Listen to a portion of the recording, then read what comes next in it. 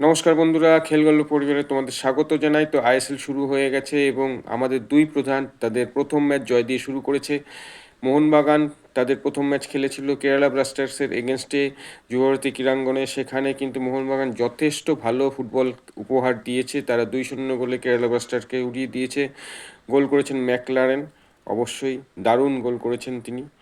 তো যেখানে মোহনবাগান গত মরশুম শেষ করেছিল, ঠিক সেইখান দিয়ে যেন মোহনবাগান আবার শুরু করলো।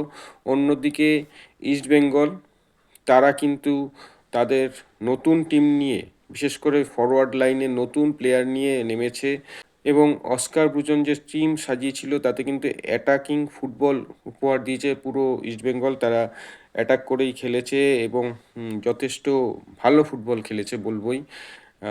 যদিও ইস্টবেঙ্গলের নির্ভরযোগ্য ডিফেন্ডার কেভিন সিবিলে চোটের কারণে ছিল না। শোনা যাচ্ছে তিনি সপ্তাহ 3 বা 4 অর্থাৎ 1 মাস মতো চোটের কারণে বেরিয়ে গেছে। সেই জায়গায় একটা বড় ক্ষতি হয়ে গেছে ইস্টবেঙ্গলের।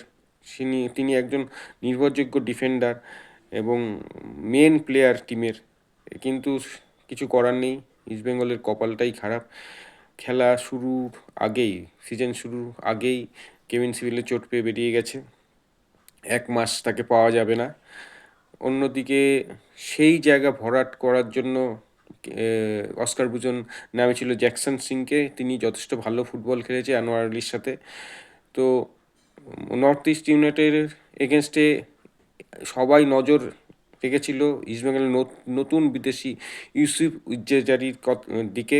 সে কেমন খেলে, কেমন পারফর্ম করে, যথেষ্ট বলবো যে ভালো পারফর্ম করেছে। ওপেনিং ম্যাচেই তিনি সবার নজর কেড়েছে। এই যে একটা কথা বলে না, এলাম দেখলাম জয় করলাম, তিনি কিন্তু একদম সেরকমই কিছু একটা পারফরমেন্স করেছে। এলেন, দেখলেন এবং জয় করলেন। দুটি গোল করেছেন এবং ইস্টবেঙ্গলকে জয়ের জন্য যথেষ্ট দায়িত্ব নিয়ে, নিজের কাঁধে দায়িত্ব নিয়ে সেই ম্যাচটি বের করেছেন। এই ইউসুফ ইজ্জেজারিকে দেখে যেটা মনে হলো যে তিনি যথেষ্ট মানে ফুটবলের মধ্যে ছিলেন এবং তার ফিটনেস লেভেল খুবই ভালো, পাসিং এবিলিটি খুব ভালো, শুটিং এবিলিটি খুব ভালো, পজিশনিং খুব ভালো। তো সব দিক দিয়ে তো বলবো যে পুরো 100-এ 100 মার্কস পেয়েছেন। এর পরবর্তী ম্যাচেও আশা করব যে তিনি এরকম পারফরমেন্স ধরে রাখবেন। যথেষ্ট ভালো ফুটবল খেলছেন তিনি।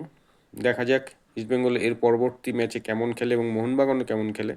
তো আমার তো দুজন যে আমাদের কলকাতার দুই সুপার জায়ান্ট যেরকম খেললো, মোহনবাগান এবং ইস্টবেঙ্গল, আমার দুজনেরই খেলা খুব ভালো লেগেছে।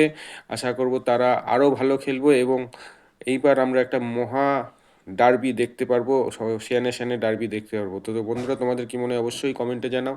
আজ এখানেই শেষ করছি, দেখাচ্ছি পরের ভিডিও। তোমরা ভালো থেকে সুস্থ হয়ে সঙ্গে থেকো আর আমার ভিডিওটিকে অবশ্যই শেয়ার করো। টাটা।